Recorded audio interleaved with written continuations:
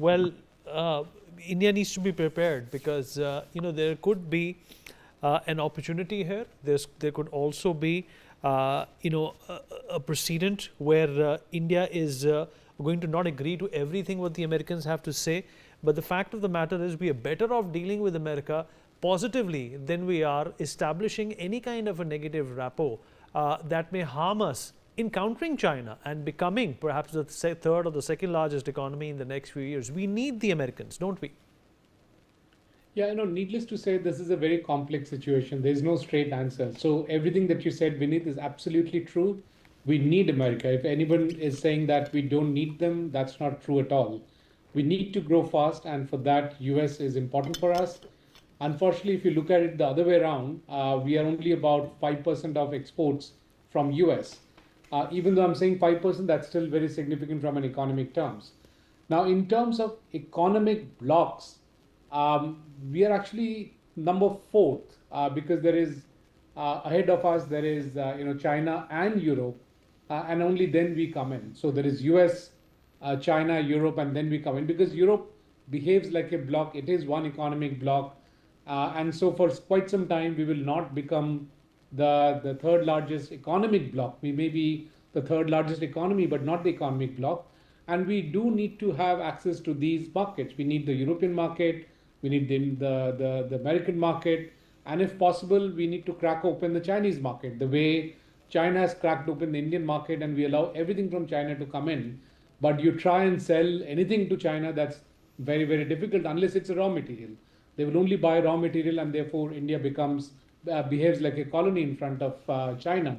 And so coming back to the US issue, if you look at the trade deals that US has cracked till now, they've all been beneficial to US from the Trump administration perspective. They've been able to access the European Union market at zero duty while they have imposed a 15% tariff on imports from US. Same with the Thai deal, same with the Vietnam deal, and so on and so forth. So it's from the US administration perspective, they seem to be on a winning streak. Is that good for the US economy is a different question altogether. I will not touch it in this particular discussion. But from an Indian perspective, therefore, we can't afford to stay away for long. However, if we jump in the terms and conditions that the US is laying out, please do keep in mind that we'll be signing the agreement for not just 1 year or 2 years, but for generations. So the next generations will come in and curse us as to why we signed this one-sided agreement. Why did we put our farmers under the bus and ignore them completely? Why did we ignore our MSMEs completely? So it is not just a signing of a 1 year, 2 year agreement. It's a generational signing that happens.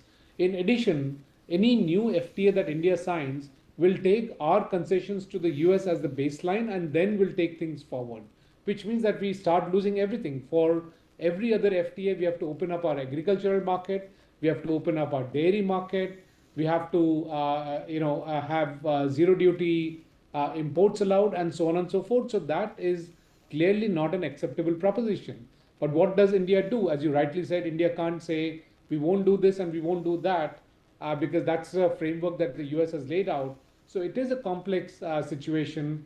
We need to work through it calmly. Even with smaller entities like Maldives, we did not hit back at them. We were very, very patient. It has paid off. I'm sure patience would probably pay off with the US. I have full faith in the negotiators of this government. I'm sure they'll come out with a deal which will overall be beneficial for the people of our country. Absolutely right. And Dr. Kohli, the Prime Minister